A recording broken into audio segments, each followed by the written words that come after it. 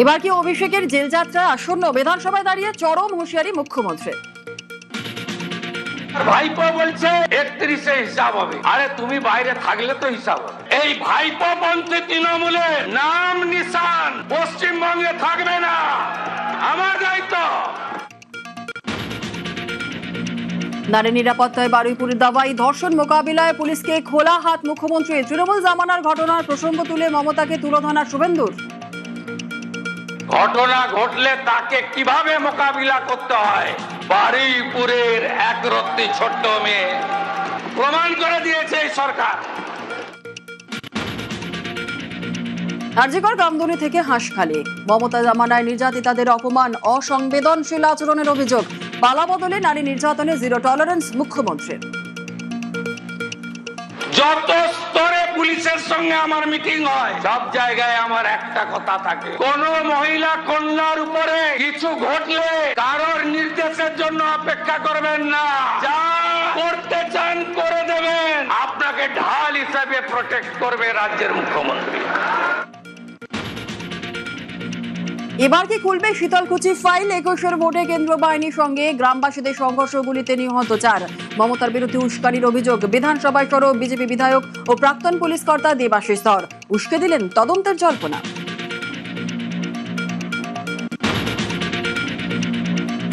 একই দিনে সাসপেন্ড কল্যাণ কুণাল। লোকসভায় বাদল অধিবেশনে সাসপেন্ড তৃণমূল সাংসদ কল্যাণ বন্দ্যোপাধ্যায়। বিধানসভায় একদিনের জন্য সাসপেন্ড বিধায়ক কুণাল ঘোষ।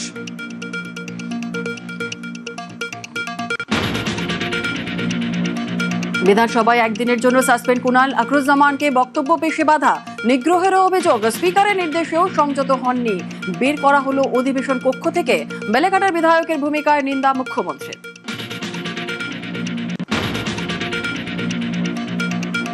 লোকসভা সাসপেন্ড কল্যাণ। তৃণমূল ছেড়ে এনসিপিআইতে যাওয়া এমপিদের বিরুদ্ধে অসংসদীয় শব্দ ব্যবহার। ভূপেন্দ্র যাদবকেও অপমানের অভিযোগ। বাদল অধিবেশনে সাসপেন্ড শ্রীরামপুরের সাংসদ। মহিলা সাংসদের সঙ্গে দুর্ব্যবহারের অভিযোগে স্পিকারকে চিঠি কাকলির।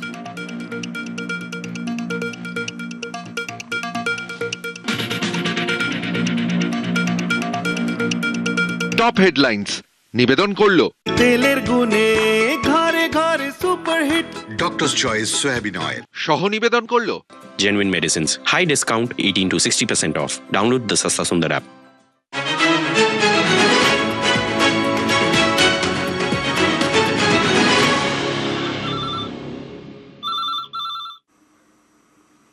নমস্কার, গুড মর্নিং। এক ফোনে বাংলায় আপনাদের সকলকে স্বাগত। আপনাদের সঙ্গে রয়েছে আমি জুনেলা। আর এক ফোনে বাংলায় আমরা শুরুতেই যে খবরের দিকে নজর রাখবো, সীমান্ত সুরক্ষায় কোনো আপোষ নয়।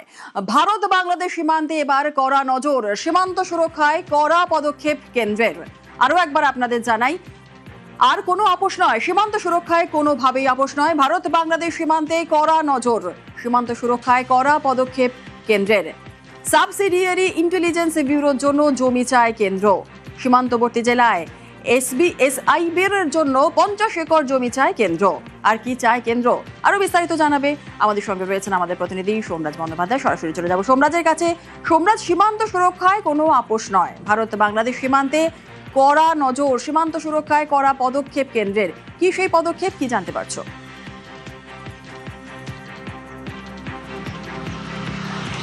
দেখো, ভারত বাংলাদেশ সীমান্তের বর্তমান পরিস্থিতির কথা মাথায় রেখেই কেন্দ্রীয় স্বরাষ্ট্র মন্ত্রকের তরফে রাজ্যের কাছে এই আবেদন জানানো হয়েছে, যেখানে তারা এসআইবি অর্থাৎ সাবসিডারি ইন্টেলিজেন্স ব্যুরো, যারা মূলত এই সীমান্তে বিভিন্ন গোয়েন্দা তথ্য সংগ্রহ করে থাকে এবং কেন্দ্র ও রাজ্যকে সেই সব গোয়েন্দা তথ্য দিয়ে থাকে, বিশেষ করে অনুপ্রবেশ সংক্রান্ত গোয়েন্দা তথ্য দিয়ে থাকে এই সাবসিডারি ইন্টেলিজেন্স ব্যুরোর আধিকারিকরা।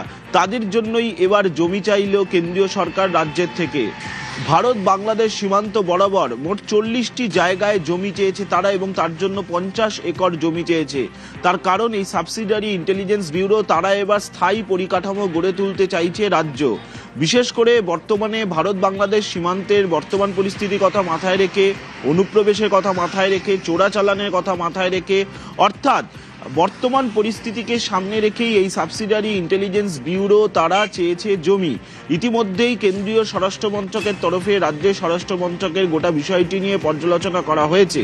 সূত্র মারফত খবর, রাজ্যের ভূমি ও ভূমি রাজস্ব দপ্তরের আধিকারিকরা এই 50 একর জমি, যেখানে 40টি জায়গায় তারা জমি চেয়েছেন, এই 40টি জায়গায় সরকারি খাস জমি তারা দিতে চেয়েছেন।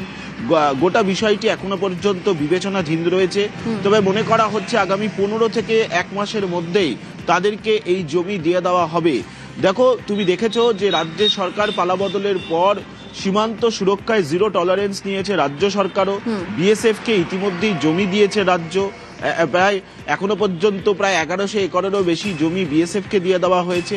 কিন্তু এবার সাবসিডিয়ারি ইন্টেলিজেন্স ব্যুরো তারাও জমি চায় বর্তমানে ভারত বাংলাদেশ সীমান্তের কথা মাথায় রেখে, বিশেষ করে যেখানে অনুপ্রবেশ ইস্যু একটা সবথেকে বড় সমস্যা রয়েছে।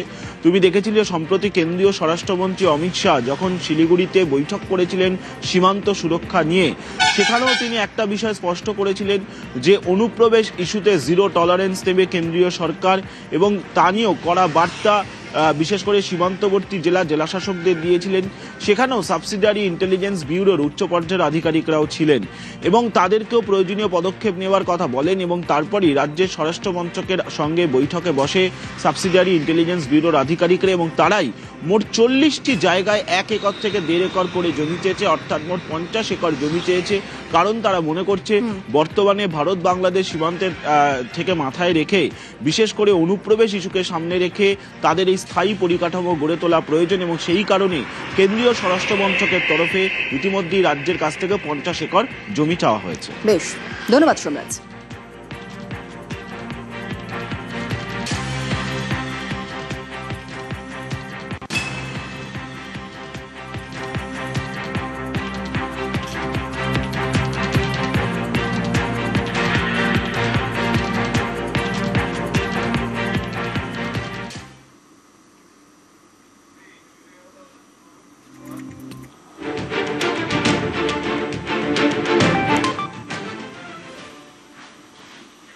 সইজাল কাণ্ডে ইতিমধ্যেই মমতা বন্দ্যোপাধ্যায়ের বাড়ি সংলগ্ন তল্লাশি চালিয়েছে সিআইডি।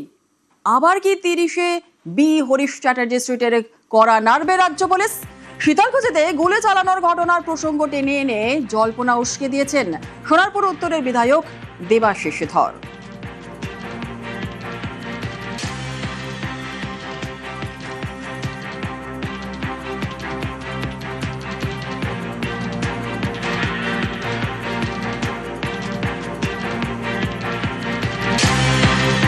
আমাদের শীতলকুচি যে ঘটনা সবাই জানে, যখন ওই নমিনেশন ফাইল করতে হয়, এটা সামনে এসেছিল যে শীতলকুচি ঘটনা যেটা হয়েছিল, ওই ঘটনায় 3টি এফআইআর হয়েছিল। তার মধ্যে গত সরকারের মুখ্যমন্ত্রী ছিলেন, তার এগেনস্টেও একটা এফআইআর হয়েছিল ওই উস্কানি দিয়ে ঘটনাটা ঘটানোর জন্য।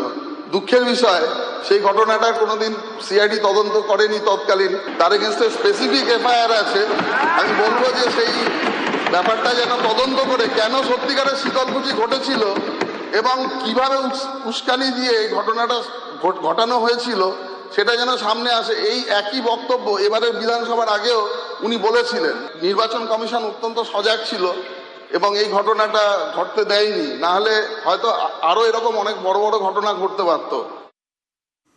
প্রাক্তন মুখ্যমন্ত্রী মমতা বন্দ্যোপাধ্যায়ের বিরুদ্ধে এফআইআর রয়েছে। তথ্যটা বিধানসভায় রেকর্ড করিয়ে নিলেন সোনারপুর উত্তরের বিধায়ক। 2021-এর 10 জুলাই বিধানসভা নির্বাচনে 4র্থ দফায় ভোটের দিন শীতলকুচির জোরপাটকি গ্রামে কেন্দ্রীয় বাহিনীর সঙ্গে গ্রামবাসীদের সংঘর্ষ হয়েছিল। কেন্দ্রীয় বাহিনীর গুলিতে 4 গ্রামবাসীর মৃত্যু হয়। নির্বাচন কমিশনের প্রাথমিক রিপোর্ট অনুযায়ী কেন্দ্রীয় বাহিনীর জওয়ানদের বন্দুক ছিনিয়ে হামলার চেষ্টা হলে তারা আত্মরক্ষায় গুলি চালিয়েছিলেন। তবে এই গুলি চালানোকে গণহত্যা বলে নির্বাচনী প্রচারে তুঙ্গে নিয়ে গিয়েছিলেন মমতা বন্দ্যোপাধ্যায়। দেবাশিস ধর তখন ছিলেন কোচবিহারের পুলিশ সুপার। বিধানসভায় তিনি মমতা বন্দ্যোপাধ্যায়ের বিরুদ্ধে এবার উস্কানির অভিযোগ বিধানসভায় রেকর্ড করালেন। আচমকা অভিযোগ নয়, 2021 সালেই বিজেপি একটি অডিও টেপ প্রকাশ করেছিল। বিজেপির দাবি ছিল সেই অডিও টেপে মমতা বন্দ্যোপাধ্যায়ের সঙ্গে কোচবিহারের তৎকালীন তৃণমূল নেতা পার্থপ্রতিম রায়ের কথোপকথনের বিস্ফোরক প্রমাণ পাওয়া গিয়েছে।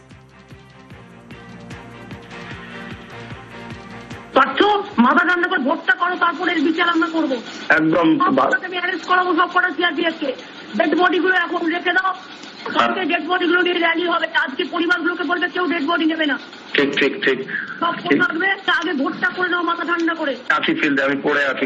কারা করেছিল? এরা কারা করেছে? সিআরপিএফ। সিআরপিএফ লোকগুলো কারা? গুলো আমাদেরই লোক। পুরো এফআইআর করবে লয়ারকে দিয়ে, নিজের ইচ্ছে মতো করবে না।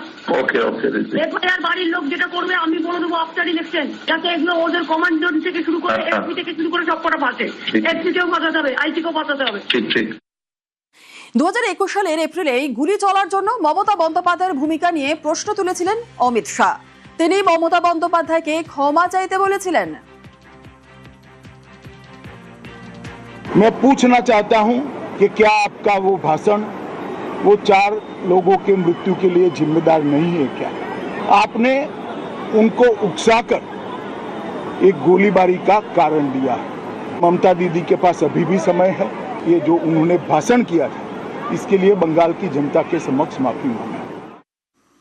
আর এই শীতলকুচি কাণ্ডের তদন্তের আওতায় কি মমতা বন্দ্যোপাধ্যায় আসবেন, এই প্রশ্নই কিন্তু উঠছে এখন। শীতলকুচির ঘটনায় 3টে এফআইআর হয়েছিল। 1 ইজ এগেইনস্ট যারা গ্রামবাসী মব ওই ঘটনাটা ঘটিয়েছিল, ওটা করেছিল প্যারামিলিটারি ফোর্স এর কমান্ডিং অফিসার করেছিল।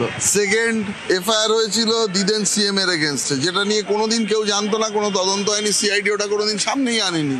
থার্ড হয়েছিল যে প্যারামিলিটারি ফোর্সের এগেইনস্টে, যার জন্য ওদেরকে ডাকা হয়েছিল। ফলে আমাদের সকলের এগেইনস্টে ইনভেস্টিগেশন হয়েছে, যতবার ডেকেছে গেছি, আমি কোনো বেলও চাইতে যাইনি। মমতা ব্যানার্জি এগেইনস্টে ওটা শেষ হওয়া দরকার না। এই পুরো ঘটনাটাই যে মমতা ব্যানার্জি ইনস্টিগেশনে হয়েছিল, এবারেও একই কথা বলেছিল। এবারে ইলেকশন কমিশন অনেক সজাগ ছিল। কত বড় ঘটনা উনি ঘটিয়েছিলেন, উনি চেয়েছিলেন মুসলিম ভোটটাকে একাট্টা করতে এবং সিম্প্যাথির কার্ড খেলতে। জেনে বুঝে পুরো ঘটনাটা ঘটিয়েছে মমতা ব্যানার্জি।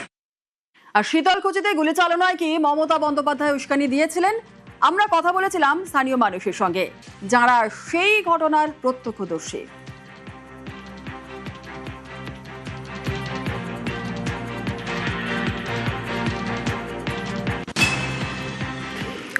মুখ্যমন্ত্রী তিনি তখন বলেছিল বিভিন্ন জনসভায় যে মহিলাদের বা পুরুষদের লাঠি ঠ্যাঙ্গা নিয়ে এবং সেখানে মহিলাদের খাতা খুন্তি নিয়ে ঝাড়ু নিয়ে প্রতিবাদ করতে বলেছিল সিএস এবং বিএসএফ এর বিরুদ্ধে। তাই ওনার উস্কানিতেই এই ঘটনা ঘটেছে। কিছু এক কমিউনিটি আর এক কমিউনিটিকে আটকানোর চেষ্টা করছিল, তাদেরকে ভোট বাধা দেওয়ার চেষ্টা করছিল। তারপরেও স্কুলে লাঠি ঠ্যাঙ্গা নিয়ে এসে 300-350 পাবলিক এসে অতর্কিতভাবে সিএসএফ এর কাছ থেকে বন্দুক কেনার চেষ্টা করে, তার বদলা কিন্তু গুলি করে।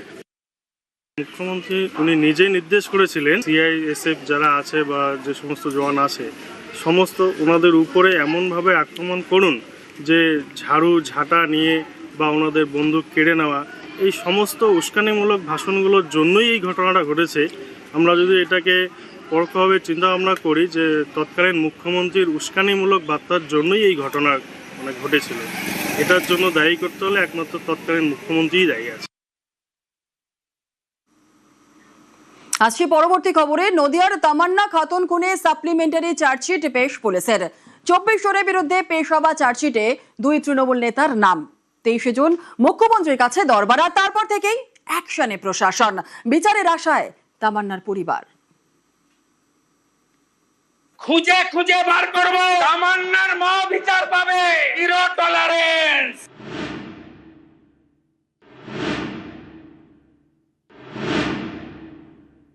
এক বছর আগে যেটা করা দরকার ছিল সেটা 1 বছর পরে হলো। সম্পূর্ণটা আমাদের কেসটা নিয়ে ঢিলা চলছিল। আজকে চার্জশিট গেছে, তার জন্য আমি সন্তুষ্ট যে এবার অন্তত আমার মেয়ের বিচারটা হবে। নদিয়ার কালীগঞ্জে তামান্না খাতুন খুনে সাপ্লিমেন্টারি চার্জশিট জমা দিল পুলিশ। 24 জনের বিরুদ্ধে চার্জশিট পেশ। সাপ্লিমেন্টারি চার্জশিটে 2 তৃণমূল নেতার নাম।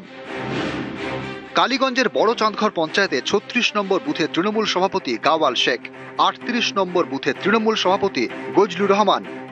এখনকার সিএম এর সঙ্গে দেখা করে তারপরে ক্রিমিনালদেরকে ধরেছে এবং ওনাকে অসংখ্য ধন্যবাদ যে উনি আমার তামান্নাকে যারা বাঁচতে দেয়নি তাদের প্রত্যেকটা আসামিকে কাস্টডিতে নেওয়ার আদেশ করেছেন। 23 জুন 2025 নদিয়ার কালীগঞ্জে বোমার আঘাতে তামান্না খাতুন খুন। মুখ্যমন্ত্রী শুভেন্দু অধিকারীর সঙ্গে দেখা তামান্নার পরিবারের। তার 12 ঘন্টার মধ্যেই ধরপাকড় শুরু হয়। তামান্নার পরিবারের অভিযোগ ছিল 24 জনের বিরুদ্ধে। এই 24 জনকে গ্রেপ্তার করে পুলিশ। 24 জনের বিরুদ্ধে কৃষ্ণনগর আদালতে বুধবার সাপ্লিমেন্টারি চার্জশিট পেশ করল কালীগঞ্জ থানার পুলিশ। সাপ্লিমেন্টারি চার্জশিটে বিএনএস এর একাধিক ধারার উল্লেখ। 190 নম্বর ধারায় বেআইনি সমাবেশ, 192 এর 2 নম্বর ধারায় দাঙ্গা, 191 এর 3 নম্বর ধারায় প্রাণঘাতী অস্ত্র নিয়ে দাঙ্গা, 118 এর 2 নম্বর ধারায় গুরুতর আঘাত, 109 নম্বর ধারায় খুনের চেষ্টা, 305 নম্বর ধারায় চুরি বা ছিনতাই অথবা ডাকাতির সময় খুন, 3 এর 5 নম্বর ধারায় একাধিক ব্যক্তির যৌথ অপরাধ। এছাড়াও 1908 সালের বিস্ফোরক পদার্থ আইন এবং 1959 সালের অস্ত্র আইনের উল্লেখ।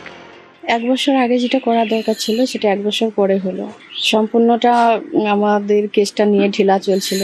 আজকে চার্জশিট গেছে, তার জন্য আমি সন্তুষ্ট যে এবার অন্তত আমার মেয়ের বিচারটা হবে। আমি 24 জনের নাম অভিযুক্ত করেছি, 24 জনের। আগেকার মন্ত্রী চাননি যে ক্রিমিনালদের শাস্তি হোক, এখনকার মন্ত্রী চেয়েছে তাই হচ্ছে। গত বছরে 23 জুন কালীগঞ্জ বিধানসভা উপনির্বাচনের ফল বের হয়। কয়েক রাউন্ড গণনার পরেই তৃণমূল বড় লিড নেয়। কালীগঞ্জের মোলান্দিতে তৃণমূলের বিজয় মিছিল বের হয়। অভিযোগ, সেই মিছিল থেকেই বোমা ছোড়া হয় সিপিআইএম কর্মী সমর্থকদের বাড়িতে। তামান্নার পরিবার সিপিআইএম করে। মিছিল থেকে ছোড়া একটি বোমা তামান্নাদের বাড়ির ভেতরে এসে পড়ে। উঠোনে খেলা করছিল ছোট্ট তামান্না। বোমার আঘাতে সেখানে মৃত্যু হয় তার।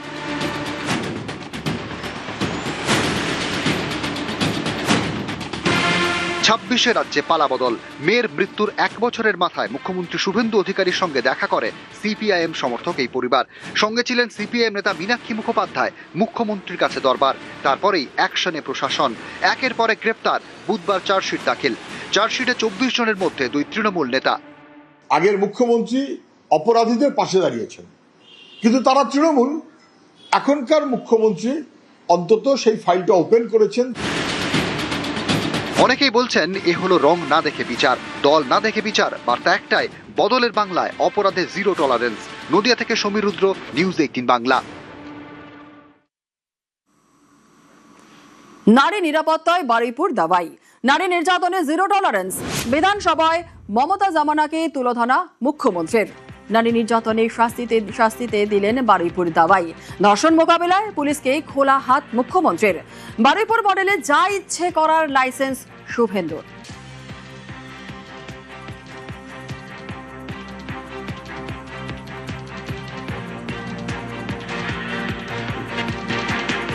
যত স্তরে পুলিশের সঙ্গে আমার মিটিং হয়, সব জায়গায় আমার একটা কথা থাকে, আমরা কেউ ভারত পিতা বলি না, ভারত মাতা বলি। কোন মহিলা কন্যার উপরে কিছু ঘটলে কারোর নির্দেশের জন্য অপেক্ষা করবেন না, যাই করতে চান করে দেবেন। আপনাকে ঢাল হিসেবে প্রোটেক্ট করবে রাজ্যের মুখ্যমন্ত্রী। আমার সঙ্গে নিউজরুম থেকে কমলিকা আছে। কমলিকা, বারুইপুর দাওয়াই আজ মুখ্যমন্ত্রী বিধানসভায় দাঁড়িয়ে বলছেন যে বারুইপুরের যেভাবে কাজ করেছে এই পুলিশ এইভাবে কাজ করবে। এই বারুইপুরকে একটা উদাহরণ হিসেবে তুলে ধরছেন কেন? দেখো, বারুইপুরে আমরা কি দেখেছি, বারুইপুর একটা মডেল তৈরি হতে পারে। বারুইপুরে আমরা দেখেছি যে ঘটনা ঘটার সঙ্গে সঙ্গে 24 ঘন্টার মধ্যে গ্রেপ্তার, যে অভিযুক্তরা তাদের গ্রেপ্তার করা হয়েছে। এবং শুধু তাই নয়, স্বয়ং মুখ্যমন্ত্রী যিনি পুলিশ মন্ত্রী, তিনি এক নয় একাধিকবার তিনি নিজে সেই জায়গায় যান, তিনি নিজে সেই নির্যাতিতার পরিবারের সঙ্গে কথা বলেন, দেখা করেন। এবং আমরা যে বারুইপুরে দেখেছি যে যেভাবে পুলিশ এই পুরো বিষয়টা দেখেছে এবং যেভাবে তদন্তের অগ্রগতি হয়েছে, সিট তৈরি করা হয়েছে এবং সমস্ত দিক থেকে সেই এই যে তদন্ত, এই তদন্তভারকে নিয়ে তারপরে সমস্ত দিক থেকে তার তদন্ত করা হয়েছে।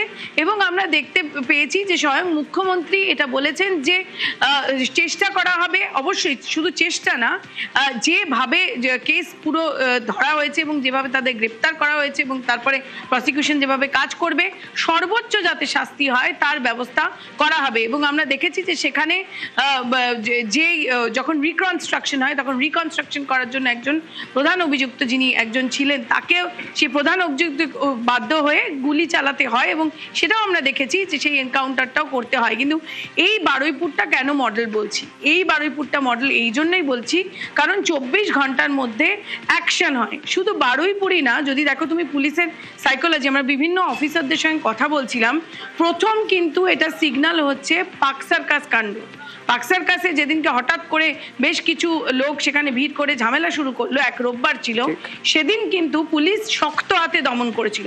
অর্থাৎ আগের সময় কি হতো, অর্থাৎ পালা বদলের আগে এটা বলতেই হয়, পুলিশ প্রথমে ভাবতো এটা কার কেস, কে জড়িত আছে, এবং আমাদের মানে একেবারেই অফ দ্য রেকর্ড অনেক পুলিশ অফিসাররাই বলেছে যে প্রথমে তো এটা বোঝাই যেত না যে এর বিরুদ্ধে কেস করা হবে কি হবে না, তারপর তাদের উপর কি খাড়া এসে পড়বে।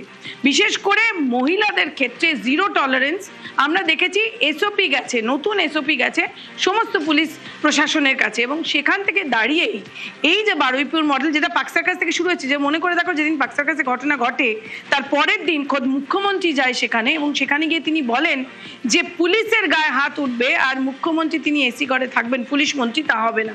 সুতরাং খুব মেসেজ খুব স্পষ্ট, এবং মহিলাদের ক্ষেত্রে আরো জোরদার। মমতা জামানায় নির্যাতিতাদের অপমান, কামদুনি, হাঁসখালি, আরজি করে অসংবেদনশীল মমতা। পালা বদলে নারী নির্যাতনে জিরো টলারেন্স, দুষ্কৃতীদের বিরুদ্ধে কড়া পদক্ষেপের নির্দেশ পুলিশকে, নির্যাতিতার পরিবারের পাশে দাঁড়িয়ে সব রকম সাহায্য।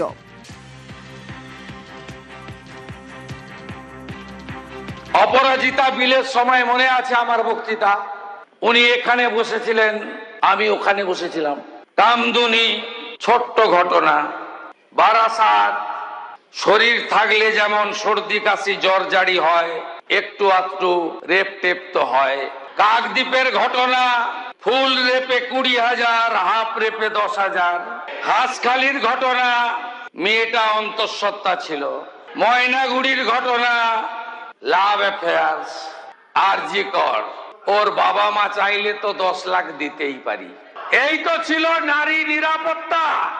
আর নিরাপত্তা কিভাবে দিতে হয়, ঘটনা ঘটতে পারে, ঘটনা ঘটলে তাকে কিভাবে মোকাবিলা করতে হয়, বারুইপুরের একরত্তি ছোট্ট মেয়ে প্রমাণ করে দিয়েছে এই সরকার।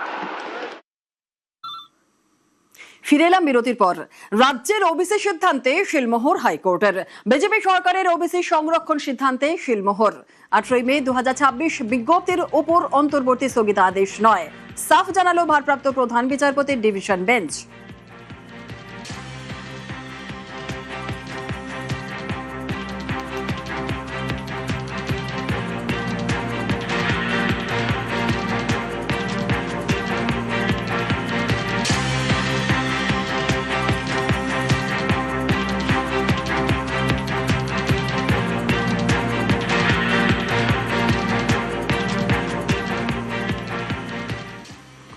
জাতিগত শংসাপত্র নিয়ে বড় নির্দেশ রাজ্যের। 1950-এর আগের জমির দলিল চাওয়া বাধ্যতামূলক নয়, জাতিগত পরিচয় বা বসবাসের প্রমাণে আবশ্যক নয় দলিল। জেলায় জেলায় দলিল চাওয়ার পদক্ষেপ রাজ্যের, আর সব জেলার জেলা শাসকদের নির্দেশ দিল নবান্ন। যেমনটা আপনাদের বলছিলাম যে জাতিগত শংসাপত্র নিয়ে বড় নির্দেশ এবার রাজ্যের। 1950-এর আগের জমির দলিল চাওয়া বাধ্যতামূলক নয়, জাতিগত পরিচয় বা বসবাসের প্রমাণে আবশ্যক নয় দলিল। জেলায় জেলায় দলিল চাওয়ার পদক্ষেপ রাজ্যের, সব জেলার জেলা শাসকদের নির্দেশ দিল নবান্ন।